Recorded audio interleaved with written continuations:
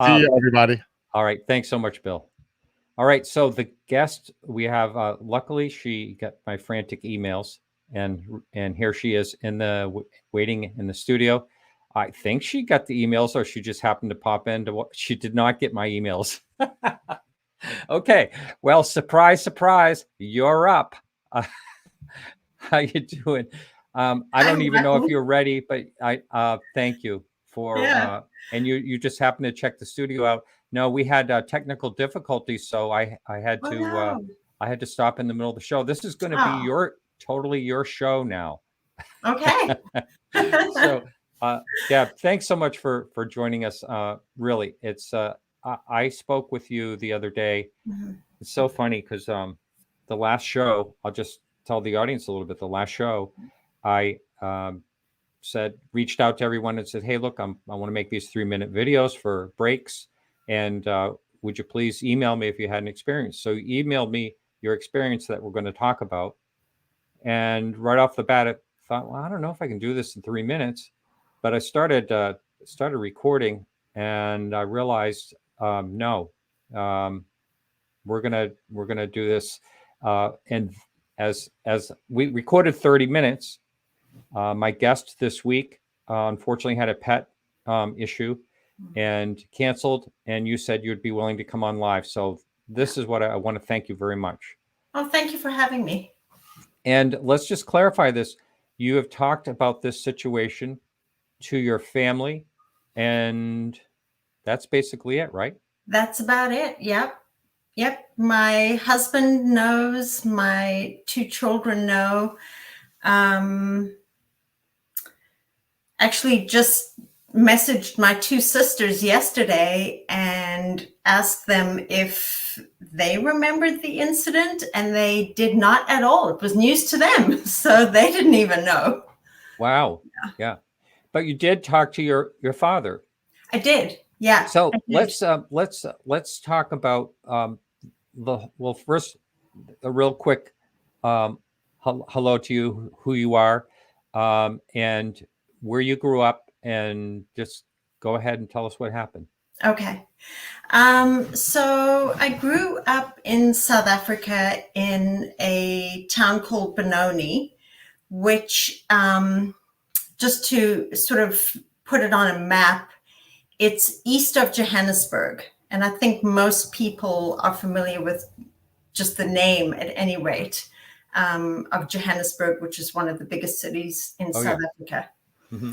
So I grew up in this relatively big town, but we lived sort of out in the sticks. And my 2 sisters are, and I'm sort of building this background because I think it's relevant to the experience as a whole. Mm-hmm. My 2 sisters are much older than I am, so it was almost like being an only child. They were already in high school when I was just not even in elementary school. Anyway, so I was kind of a quirky kid. I didn't make friends very easily. The first few years in elementary school, well, school was pretty tough, but the first few years in elementary school were difficult because I couldn't really connect with anybody my own age. So what I would do is I would tend to go and find the kids who were a year or 2 younger than me. And I just felt a little more comfortable with them. And, that was my idea of friendship in the first few years. And so thinking about that, Martin, sort of gave me a little more clarity as to when this experience probably happened, because as I had said to you previously, I actually cannot I can't put an actual date to it. I can give a time frame. And I had thought that it was somewhere between 1975 and 1977. So I would have been somewhere between 8 and 10 years old. The more I think about it and sort of my sort of that whole elementary school experience, I'm thinking it must have been about 1975 that it happened. So I would have been 8. And the school the elementary school I went to, the way that the school and the playgrounds were structured was you had these buildings sort of spread across the length of the school grounds.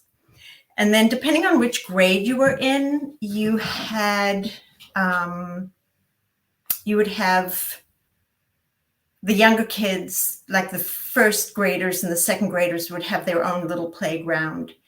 And then you would move on to the next few grades and they would have access to the really big field.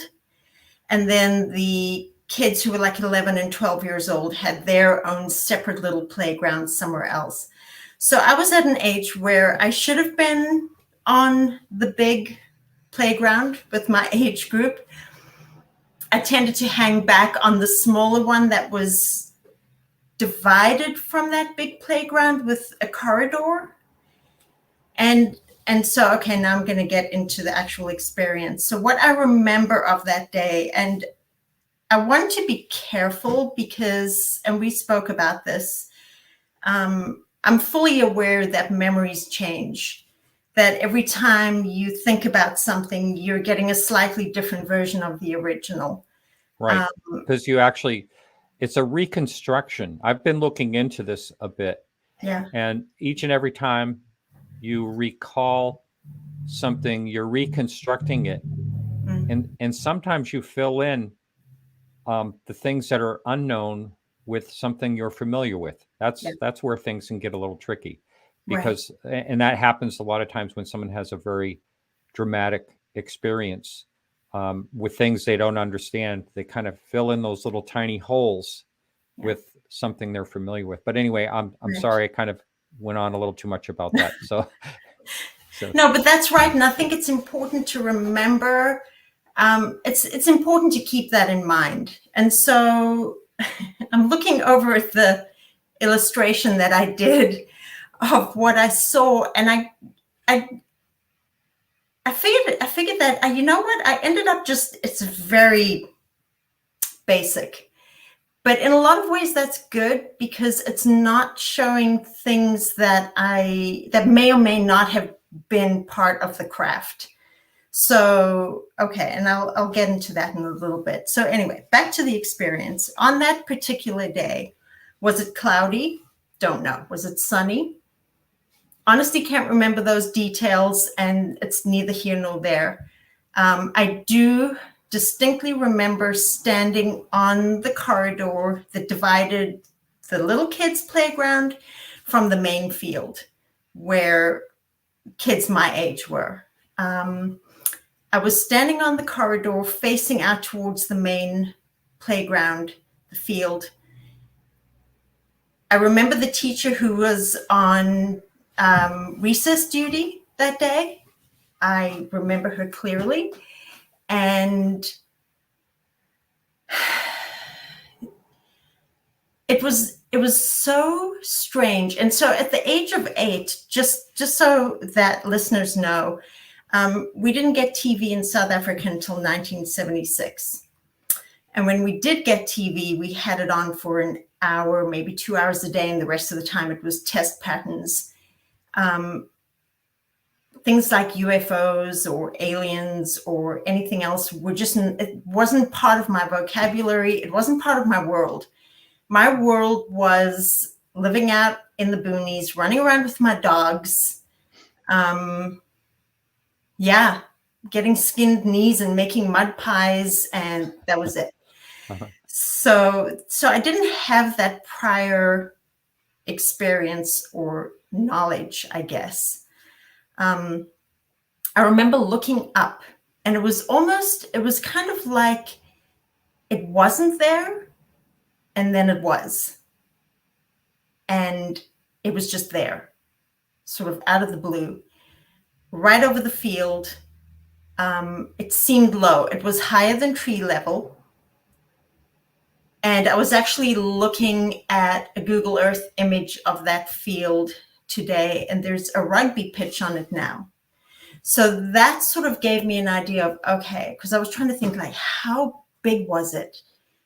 You know, if people want to know how big was it, what do I relate it to?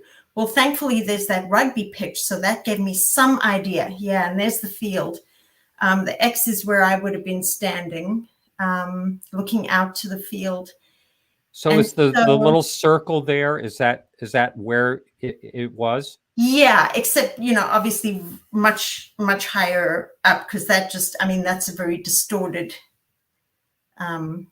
two-dimensional image. But yeah, that's about where it would have been.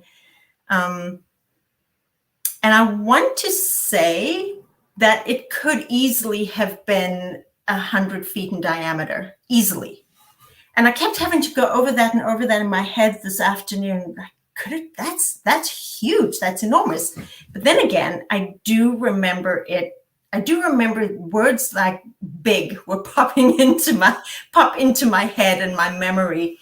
It was a typical saucer shape. Do you mind if I put up the drawing? No, not at all. Okay. So you did this drawing just recently. Yeah. And this is basically what you saw.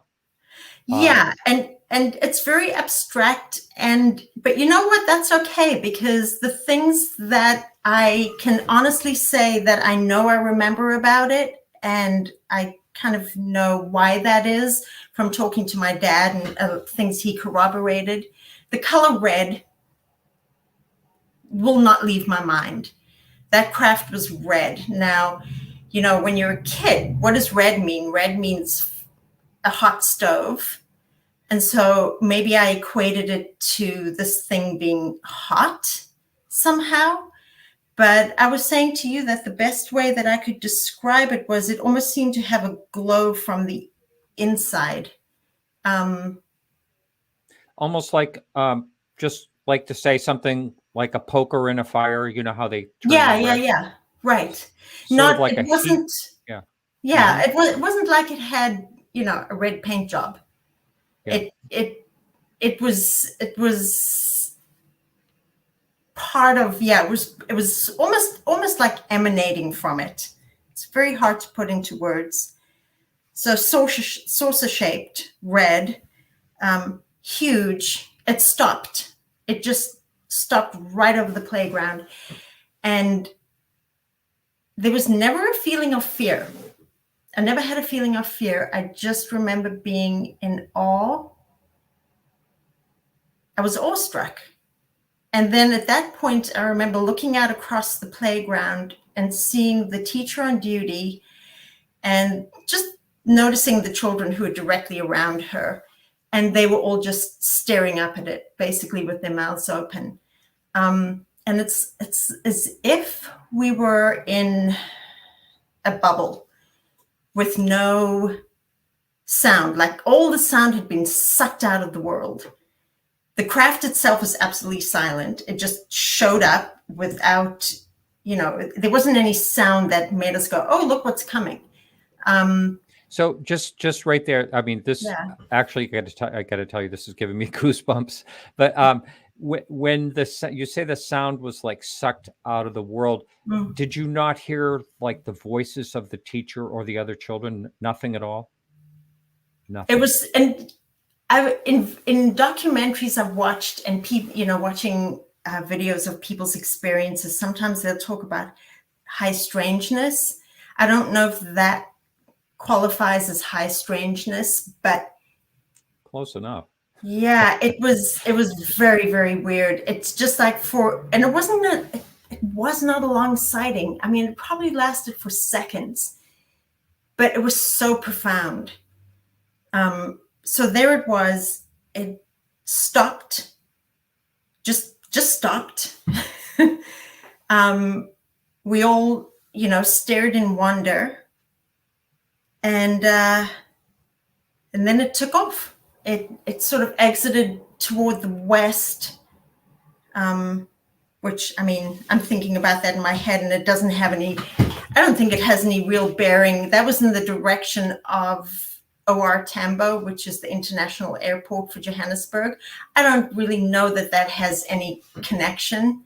But it shut off. And within literally the blink of an eye, it was just a pinpoint on the horizon. This But you could little, still see it? just a tiny dot, like literally in the time it takes to blink. And because that area, when I was in school, it wasn't nearly as built up as it is now. And because it's a very flat area, there aren't mountains, it's a plateau. Everything's just very flat. You could see pretty far out to the horizon. And it was just this pinpoint on the horizon and then gone. And then everything sort of returned to normal. This is just an opinion up here. Yeah. Being that close, she was probably saturated with frequencies above and below human hearing. These are all good points. And a lot of these listeners that are in here have been, looking at this topic a long time and have, it's all just theories, we don't really know, but thank you for that comment. Yeah, absolutely. It's really interesting to think about. I mean, it's interesting to think about all the things that it could be and the reasons that those things could be. When it left incredibly fast, and again, I was only 8, but it was fast. It was, I remember just staring like, how, your mind just can't make sense of it. And there was absolutely no sound. And that's, you have these certain commonalities. I think most experiences share things like the craft didn't make any sound, or sort of the high strangeness aspects, or I don't know. Those are the things that I can connect to with other people's experiences. Yeah. Now, just a couple of things, a couple of questions. So, when this was over you, do you? And I know it was a long time ago, and you were just a little girl, but do you recall any other things that you remember in your senses? Like, was there any feeling of pressure? Was there any other emotions? You said you weren't scared, which I think is pretty interesting. Did you feel calm? Did you feel like whatever it wasn't there to bother you? And of course, this is all, you've never heard of what a UFO is. You didn't know what you're looking at. So, right. So these are, I have continuing questions along this line. Yeah. But for right now, do you remember any other senses? Not really. And again, I don't want to try and search for things that aren't there. Right. So yes. No pressure. I didn't feel any sort of pressure. It's very weird, and I think other people have talked about this too. But you almost did have the sense that something was looking at us. Like it stopped to take a peek for whatever reason, before it as kept you've looked, going. I know that you've looked into this, the Schoolyard sightings. Yeah. And there's, Preston Dennett did a book on them. I think he said there was 120, I believe. Maybe I have that number terribly wrong, but Schoolyard encounters. And, you can speculate on why, children are impressionable. They're open-minded. Why are these things showing up in schoolyards? I don't know. But so there was no, none of the feelings of scared or exhilarating. Would you say you were? Not even exhilarating. And when I looked over after it left and all the sounds seemed to almost flood back in, I was still just standing on the corridor looking out, and the teacher and the kids around her were all talking. And I guess they were probably all saying to each other, "What was that?" or something. And I was not the kind of child who felt comfortable, never mind around my peers, but there's no way I would have gone up to a teacher and said, "Teacher, what was that?" So I just hung back and observed. And then, you're 8. And when you're 8, you're on to the next thing. I remember telling my father, well, I don't remember actually telling him, but clearly I told him, maybe that evening or within a few days of the incident, because I do remember him asking me multiple times to describe what I'd seen and to draw what I'd seen for him. Mm-hmm. And he absolutely believed me. I think him asking me to describe it over and over and draw it for him is part of what helped to really solidify that information in my head, even though it's been so many years. I feel like I can count on that information, that part of it, to be true. Like, for example, if I look at this craft and I go, okay, red stands out for me, the shape, absolutely. Did it also have like a little bump on the bottom? I don't know. Did it have a row of windows up here? I can't say whether maybe not. I don't remember those details, but the other details, they're there. They're solid. The other reason I know that is because just a couple of months ago, and it's funny, I went through my whole life not asking my family about it, not talking to my family, because after that initial retelling to my father, it just sort of went away. And my family weren't the kind of family who'd be like, "Hey, we've got to get hold of the newspaper. We got to contact the school and find out more about this." That wasn't my family. And so it just sort of went quiet. But a couple of months ago, I thought, I'm going to ask my dad. And I had texted him to ask him if he'd heard about the whole Pentagon report that was coming out. Mm-hmm. And he said, no, he hadn't. And I was telling him about it. And then about a month or so later, I called him on the phone and I said, "Hey, Dad, I want to ask you about that." Because he said to me in the text, he said, "Didn't you have a UFO sighting when you were in school?" And I was like, yes, okay. I wasn't imagining it. It really did happen. And I said, yes, I did. And I'll never forget it. And then about a month or so later, we got on the phone with each other. And I said, "I just want to ask you, what do you remember me telling you?" And I thought, I'm not going to put anything in his head because I want to know exactly what he remembers. Great. And outside of the color, he didn't mention the color red, but he basically described exactly what I have told you. And again, it was validating because, every other day you're thinking to yourself, did I imagine this whole thing? I think Francis, who was one of the witnesses of Ariel, had said that. And I mean, yes, if you can feel that way after experiencing something like the Ariel encounter, then if you're just an 8-year-old on the playground and nobody else is corroborating it, you're definitely going to feel like that a lot. Like, did I make it up? But as soon as you start to say those words to yourself, the next thing out of in your head is, no, I know what I saw, which I think is probably the reason that James Fox has that as a title for one of his documentaries, because those words are really, they're profound. I know what I saw. You cannot change my mind. You cannot convince me otherwise. I saw something extraordinary, is what that says to me. I just text James yesterday or the day before. He's in Brazil, and I told him about your encounter and that we're talking about his film. I know what I saw.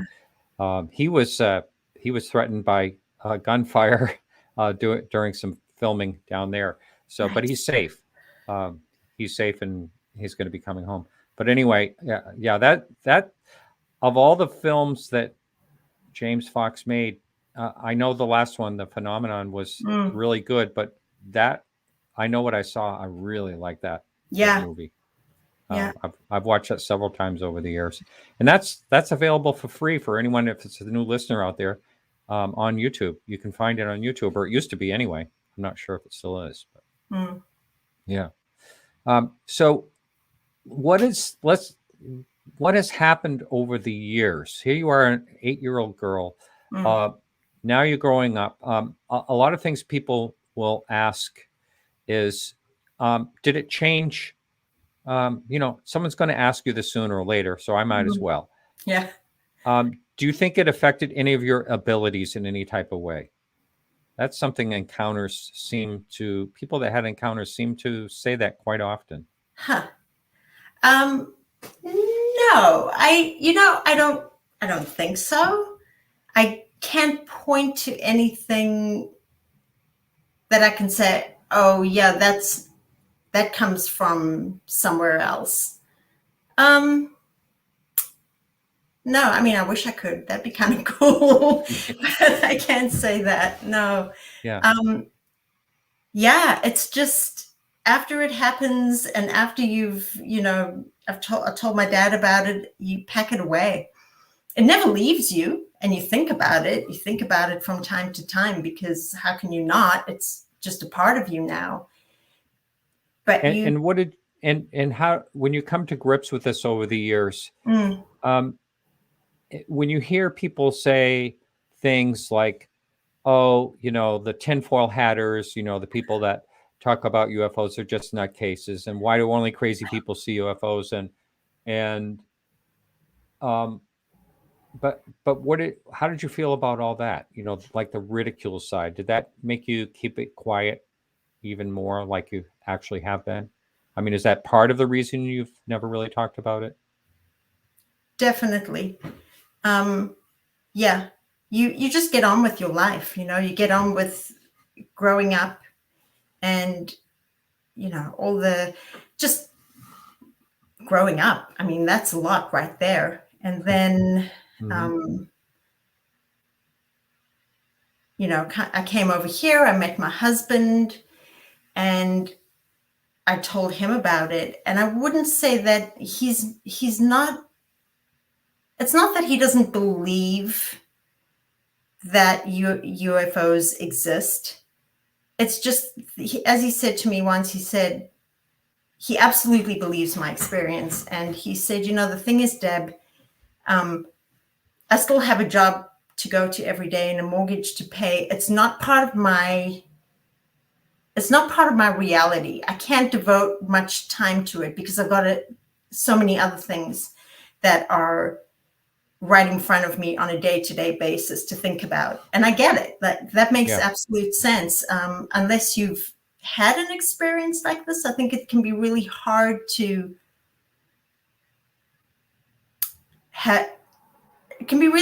put the time and energy into thinking about it. And right. I mean, I said a quick hi to him, and from things you said, he's very, very supportive, which is great to have that. It absolutely is. And my kids have always known about it. I remember reading books with my son when he was little. I must have read them with my daughter too, but my son really got interested, like in the Betty and Barney Hill story. And I mean, he's always been very interested. And my kids are very supportive and absolutely believe me and don't feel like, I can't let anybody know that my mom's an experiencer, because that's too weird. They've never been like that.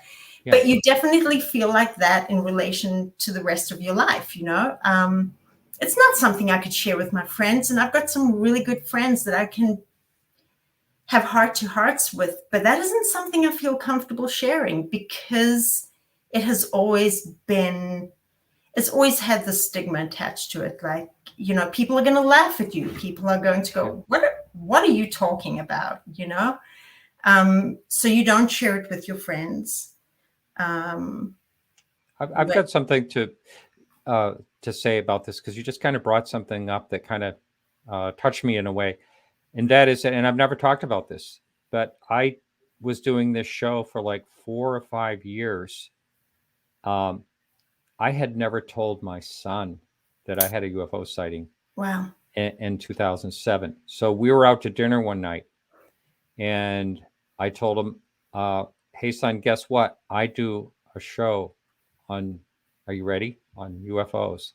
And he's like, what? Because we had the conversations over the years. He didn't think that was happening.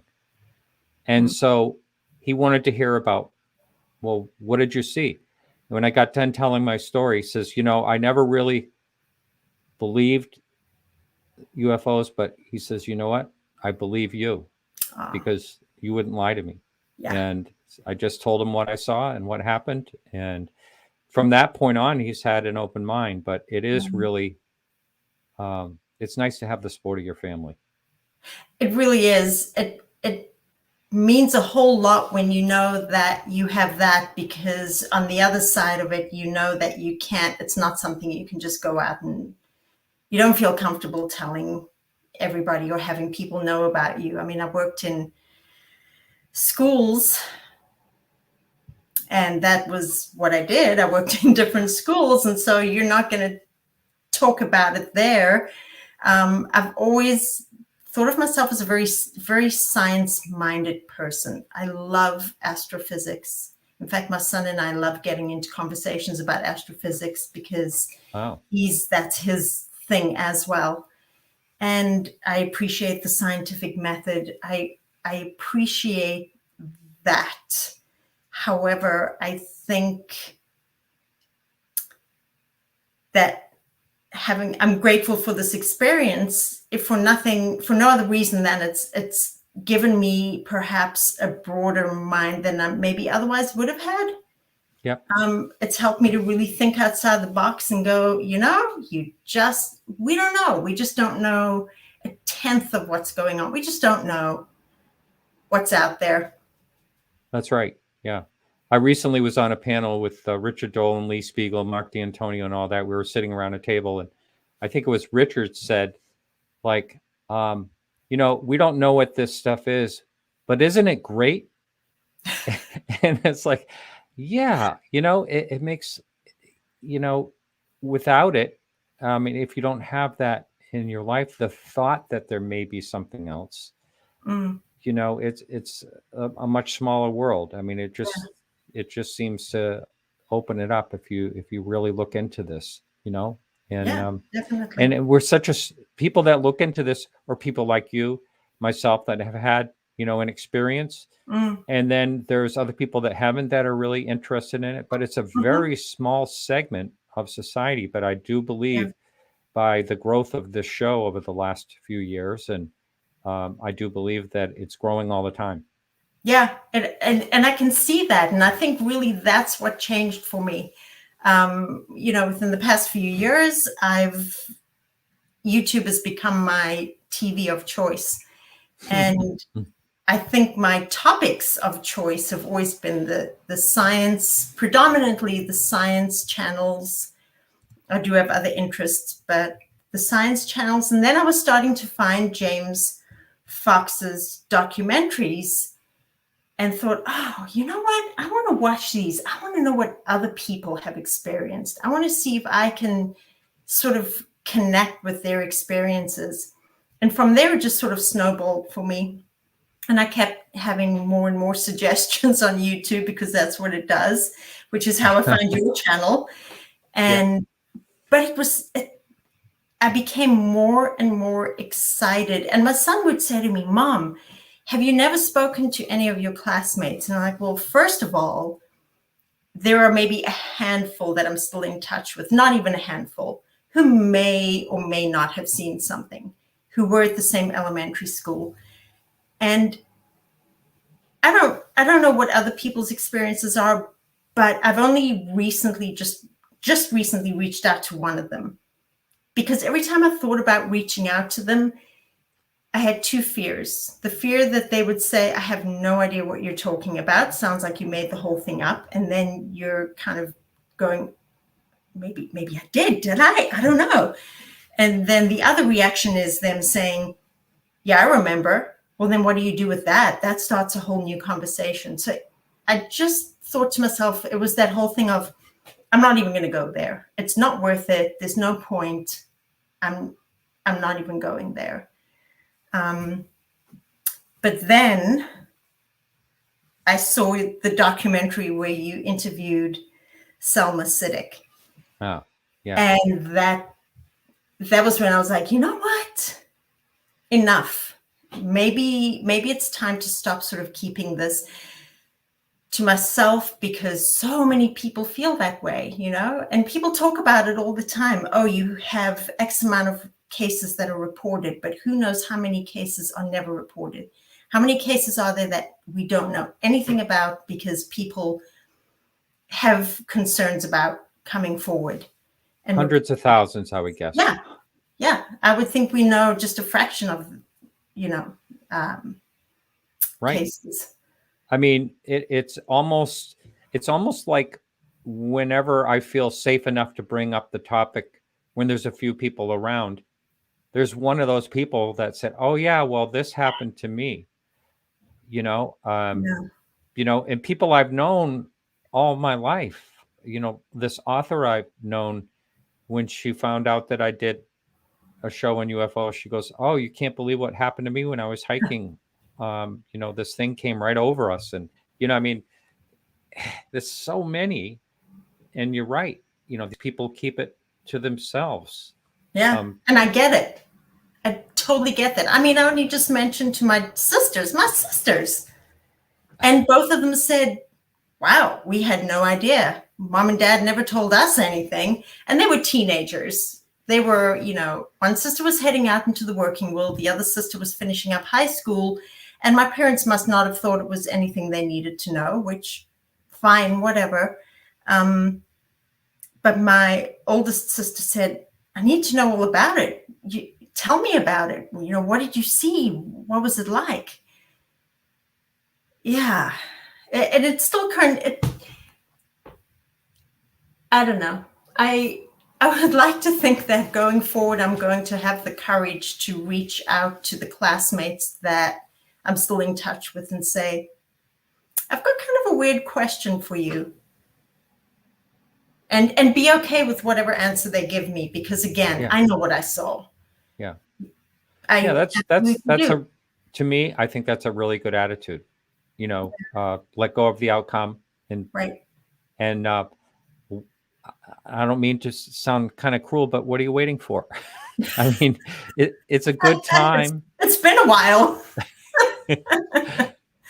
Yeah. Well, it can't really, it can't hurt. I mean, right. If this was 3 years ago, before it seems much more acceptable to talk about it, of course, everyone was having caution. I just feel like it's more and more comfortable. Now, these people, I don't know where they, you were in South Africa. I don't know where they landed, where they are now. But in the world, maybe wherever they are, it's not so much acceptable as it is here in the States right now. I don't know. Yeah, the one friend that I reached out to, I've not heard back, and it's been a little bit, which is interesting to me because I doubt that she hasn't seen my message. And yeah, I don't know. That's interesting that she has not yet said anything to me one way or the other. And she doesn't have to say anything at all, but that's just interesting to me. Okay. Besides watching YouTube, like you say, yeah, and catching up on, what other people are saying about this topic. And I'm glad that you're doing that. I did the same thing. What else has happened in your life in regards to this, the effects that this has had on your life as time's gone by? Well, honestly, like at this moment in time, just sitting here and talking to you about this for me, this is really big, because I'm a very, just naturally very anxious person. I'm very introverted. I have a very small group of friends. And honestly, the part of the pandemic that suited me just fine was being in my house and not having to interact with people, because I kind of like that. That's just who I am. I don't feel comfortable putting myself out there. So this is kind of huge. Mm-hmm. And a lot of it has to do with, as you said, you do feel that the scientific community is definitely, there are people in the scientific community who are taking more of a stand and saying, you know what, how are we not looking at this? This is happening to, and unfortunately, I mean, I get it, but it's unfortunate that it had to get to the point where the military and professional pilots and whatnot were reporting it for it to be even considered. It's unfortunate that regular people experiencing it aren't, that their experiences aren't validated in the same way. But having said that, I get it. I mean, I do.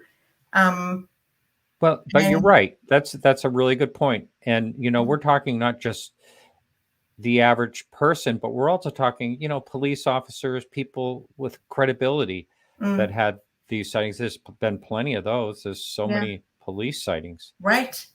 Yeah. Here's a question. Have you had any other odd experiences before or since? Well, Richard. Richard, just one, and it was more odd in my mind than anything else. So the town that I currently live in, within the past couple of decades, at least, and I know that's sort of a long time, but again, sometime in the past 20 years. And I'm saying that because that's when we moved to this house. And I remember it happened when we were in this house. But there was a report in our local paper about a family who'd been traveling home. It was dark. As they passed one of the schools in town, they saw something on one of the fields, the playing fields. And so the dad pulled the car into the parking lot and shone his lights on it. And there was this landed craft. And it was just a brief newspaper article. And my husband was reading it to me. And this wasn't something actually that I told him until many years later. But as he was reading about these other people's experience, I suddenly had this like flash of fear. And all I could think was, oh no, they found me. They know where I am. And I actually like went cold with fear. And then almost as suddenly as that feeling came over me, my next thought was like, this, don't be ridiculous. That absolutely isn't the case, but that feeling of fear still lingered a bit. And I am not saying in any way, shape, or form that whatever that family experienced was here for me. Absolutely not.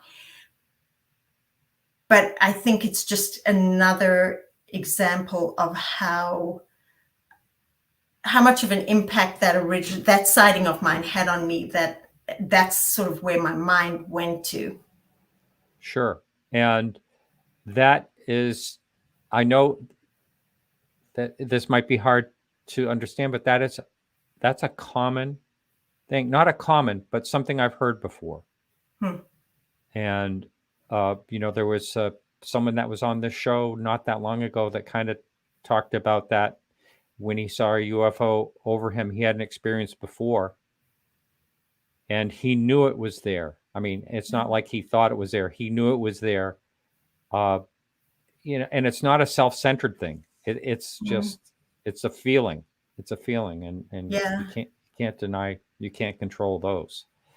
Absolutely right. And years later, when I happened to mention it to my husband in some conversation, again, he didn't go, well, that's silly. Why did you think that? He went, yeah, I get it. which, yeah. Really? Wow. That's good. Yeah. You have a good man there. Yeah. I'm very, very grateful to have such a supportive family. Yeah. Who don't see it as a bunch of just, silly mumbo jumbo. Yeah. So, yeah. One of the things, let's see, we open the lines, and we actually have someone on the line right now. So I'm going to bring Bill in, and we have Jeff from Indiana on the line. Welcome to the show, Jeff. You're on the line. You're on the air. And, Hi. I can't see your name there. I got it muted. I think the ridicule is waning now that the Pentagon has announced that these things actually exist. So I don't worry about that anymore. I never did worry about it. I'm an experiencer. My wife and I, we had 4 of these cramps at a daylight thing, and I could have hit them with a rock. And I told everybody I didn't care, because it really doesn't matter what people think. We saw it, and that's all there is to it. And I told everybody, good responses, bad responses, didn't matter. One of the things about the sound, they make no sound, but I think what the thing is when it's happening, it is so riveting and so such a visual experience. You are so drawn to it and so mesmerized by it. At least I was, and my wife were. I was like a video camera in my mind, and you kind of block everything else out.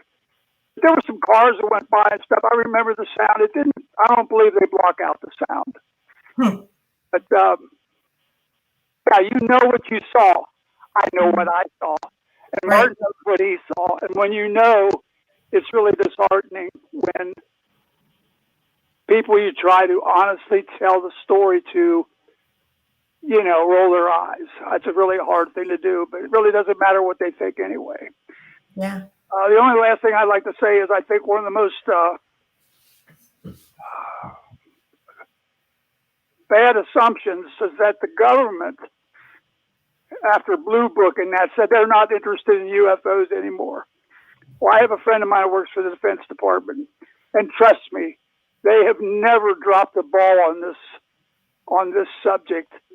They have spent more on cosmic top secret than they have on a nuclear program, because these things have been violating our most sensitive airspace, shutting down missile banks. And if you think the Pentagon wasn't driven crazy about this,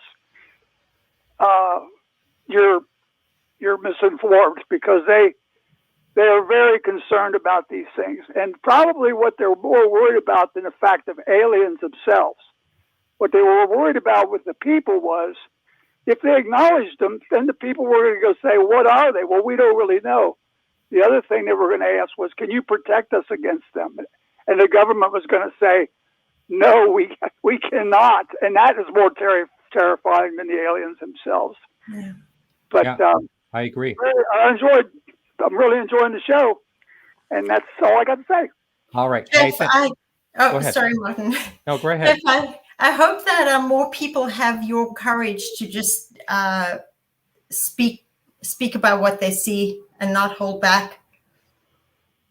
Yes. Thanks for the call. I know that. I hope it's real. It's so real. They say there's no evidence. My God, there's endless evidence of videos. And, they always say a policeman or somebody is more reputable.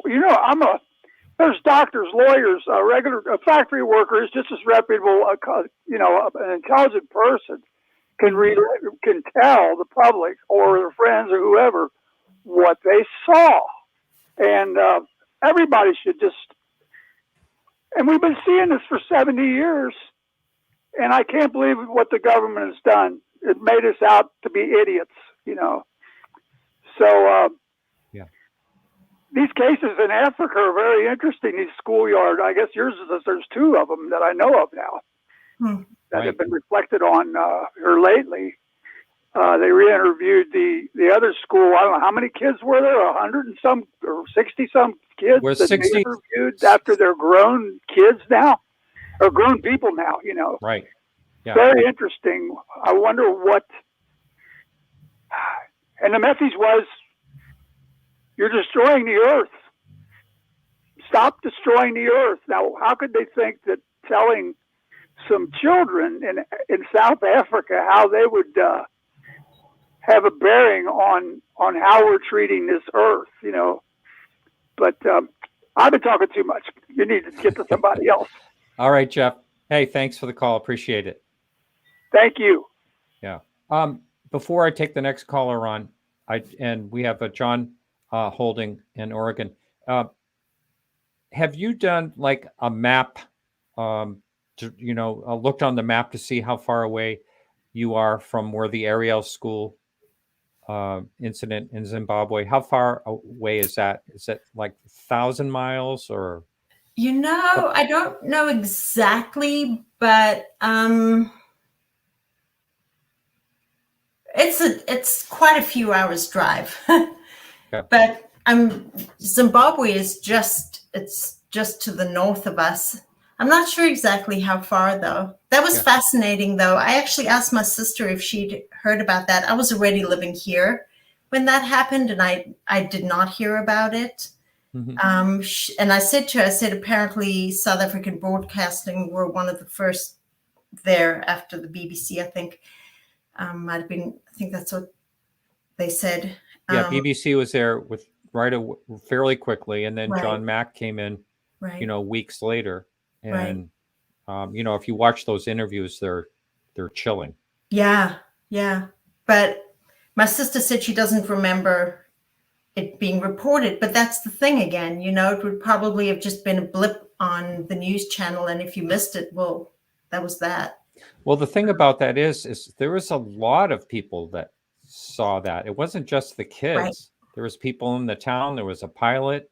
Right. There was a lot of people. I can't remember exactly how many. And then it was going on daily for a while. Yeah. Not the encounters at the school, but around that whole general area. And it's always curious to me why they're in a certain area and show up again in a certain area. That's always, it's baffling. Yeah. Exactly. I was thinking after listening to Selma, I was like, maybe it hovered over our school and went, dang it, there's a grown up there. Keep moving. We need to find a school where there are just kids. Yeah. But funny. No. Yeah. Well, there was actually there was one teacher in the yard. Oh, I thought she was in the tuck shop. I'm not really sure, but she did see it. And she came forward after. She was quiet for many, many years. Wow. So we have John on the line. He's calling from Oregon. John, you are live on the air. Welcome to the show. Okay, thank you. Hi. Martin, I have a question for your guest. Hello. Hi. Actually, two questions, if I might, just quick questions. My first question is, have you yourself had any experience of missing time with this episode, or anyone that you know? May I stay on the line for this, Martin, for the second question? Oh, yeah, go ahead. Yeah. All right. Thanks, sir. I thought about that. I've been thinking about that more recently. And of course, I haven't confirmed with anybody else that they even saw it. That'll be a whole nother journey. But for myself, I want to say I don't think so. And the reason I say that is because our recess was a certain period of time. I think it was like maybe 20 minutes or half an hour or something. Mm-hmm. And we weren't late back to class or anything. I don't remember that being an issue. And I feel like being the kind of anxious kid I was, I would have known if we were late back to class. So I want to say no. All right, then. You know where I'm going with that, though, right? No. Oh, well, I'm sure Martin does. there have been people who've had close encounters like this, just sightings, and they've experienced strange episodes of missing time, and then found out later on that they had been abducted and taken on board the craft. Unbeknownst to them, their memories wiped for a while, and they were returned where they were. Yeah. Strange as it sounds. No, not strange at all. I mean, considering, you know, all the cases that you hear, and I mean, Betty and Barney Hill, they didn't know for quite a while, but Case in point. yeah, I don't know. I mean, as of this, right at this point in time, I would say no, but to your point, who really knows, right? Unless I don't know, if I did regression or if I found out more from other people who were there that day and may have seen something. Yeah, Well, I'm not sure. Do you think that you might be up for trying a regression? Would you feel comfortable? Because I actually know someone that I know would not lead you in any way. That's very good. Just in case. I mean, we can talk about it, you know, off air. But anyway, is that something you'd actually consider? Maybe. I mean, it would have to be the right circumstances, because I definitely, again, this is where my science mind kicks in and I say, okay, that can work if it's done correctly, and if it's done in a way that doesn't plant ideas in the experience's mind. Yes. Yeah. That's right. Maybe. I don't know. Yeah. Again, I think I casually mentioned that to my husband once, sort of, you know, very casually, like, you know, maybe I should do regression. And he said, Deb, whatever you need, go for it. Wow. And just having that, having people say, yeah, do it if that's what you need, is just very freeing. Exactly. So maybe. Do you have a follow-up with that, John? Yeah, yes, Martin, I do. Thank you very much. Just quickly, one of the previous caller, I believe, mentioned something about the sound around you suddenly being muffled. That's a common thing too. And he had a different theory than I do. What mine is that possibly there's some sort of a field around you, round about you, that this craft is projecting, that blocks out sounds beyond. That's just a theory of mine. All right, I just wanted to ask. It's not really a question. Thank you for coming on the show. I appreciate you for taking my call, man. All right. Thank you, John. Thank you, John. And the lines are open, so that number is up on the screen, 855-472-5483. You're welcome to call in if you have a question for our guests. I think you're amazing, by the way. It's been really, this has been really fascinating. So, so you're all right. Let's just talk about your travel through life. Did this pop up here and there, or you saw something on TV? I mean, were there triggers in different ways? You know, yeah, there must have been. I mean, it stayed so alive in my mind, and it only got stronger over time. It's, yeah, you know, sometimes I think, I'm like, wow, if I was only about 8 when I experienced that, what do you know when you're 8? But you know about as much as what you're looking at as anybody of any age, because it's such an unreal thing. And the other thing is, the type of business that my dad was in, he was in advertising. And so we had opportunities to go to, you know, the airport and actually go on stationary planes. I remember that specifically, and going into a cockpit and sitting with the pilots, which when you're a little kid, it's so exciting, you know, all those buttons and dials and everything. And we were in the flight path of the planes coming and going. So I knew what airplanes looked like.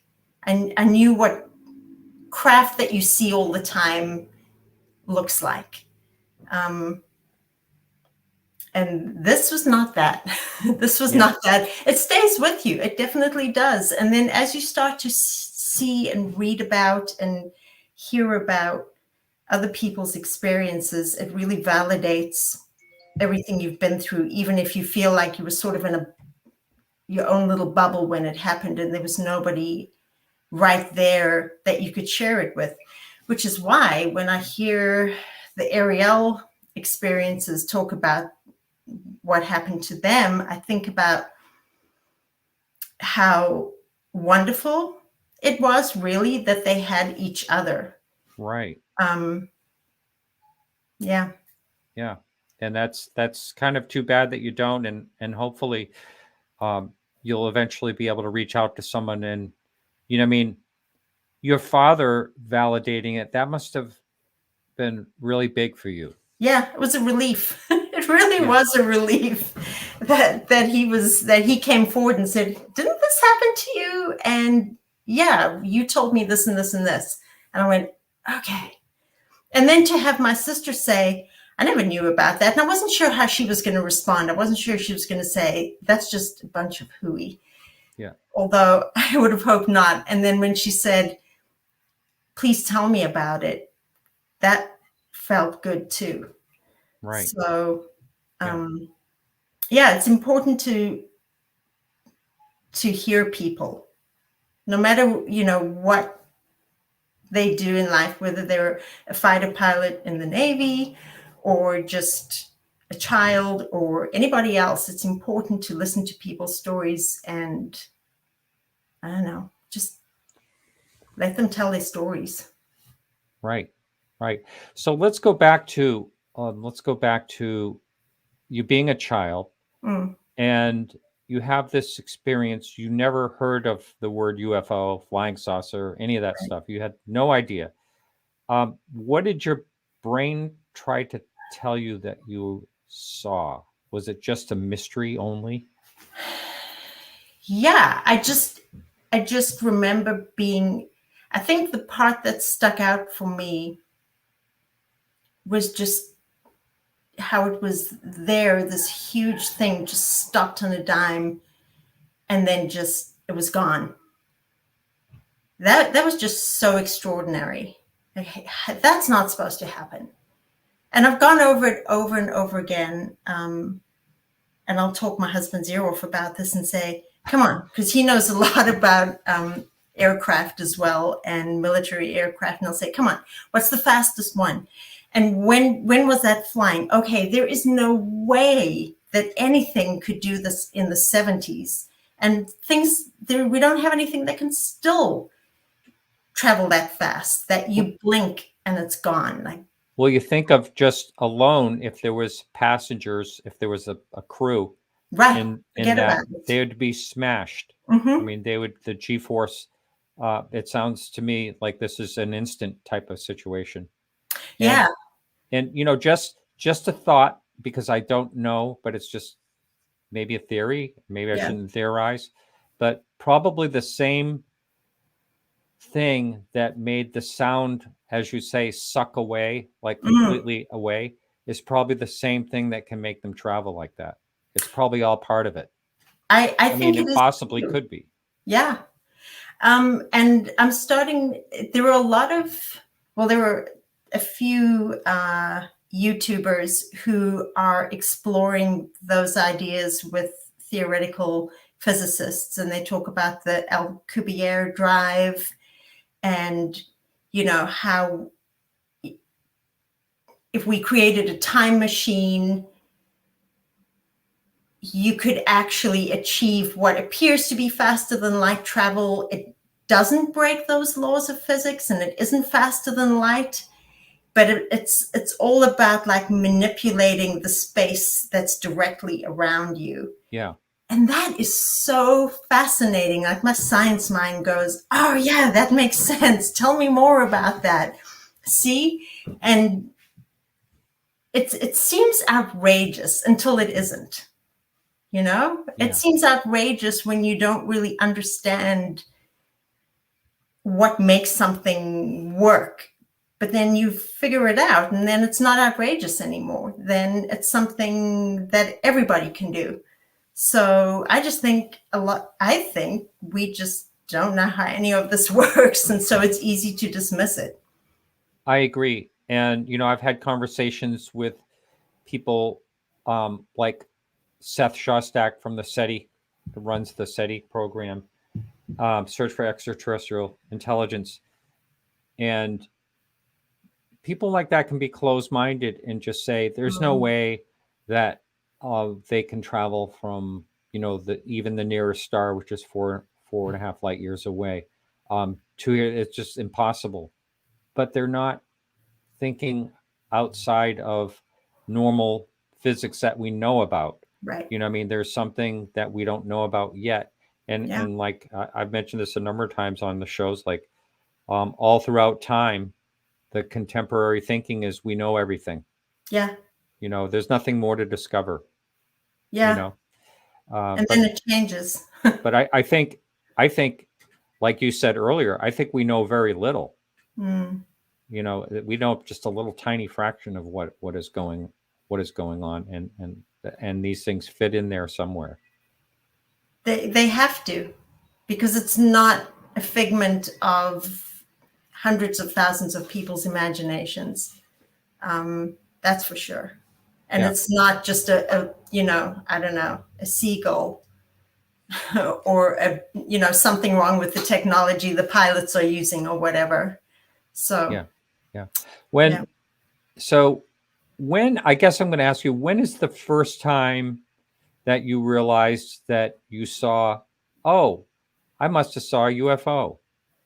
I mean, how did that occur to you all of a sudden? I mean, did you see something like on TV or it was actually my dad. Yeah. Because like I said, I don't actually remember telling him I saw something weird, and I wouldn't have used the word UFO because I wouldn't have known what that was. Right. Yeah. But I would have probably said something like, I saw this strange thing at school today. And then he would have said, what was it? And I would have explained it. And then he got interested. And so he's the one who put that out there after the fact and said something to me along the lines of, blah, blah, blah, UFO. And then obviously explained it to me.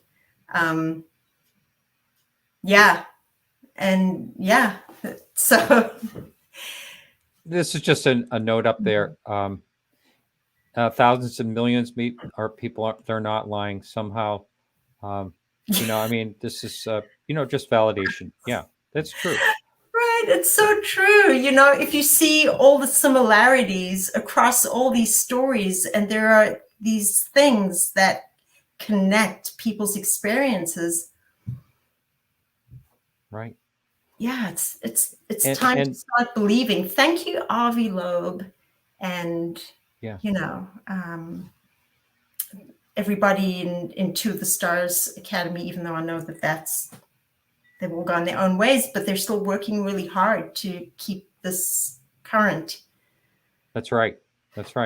I can't believe that we've actually run out of time here. Yeah, it's time. Again, this show is being dedicated to Kevin Childress, who unfortunately passed away at a young age. So, Deb, I have to tell you, I am totally honored that you felt comfortable to be on this show, and you told your story right from the heart, and it really means a lot to me. And thank you for having me on, and thank you for giving me an opportunity after all this time to feel comfortable sharing my story. Well, you're very welcome, and I hope this is in a way kind of therapeutic for you. So yeah, totally is. All right. Well, you take care. Thank you so much. You too. All right.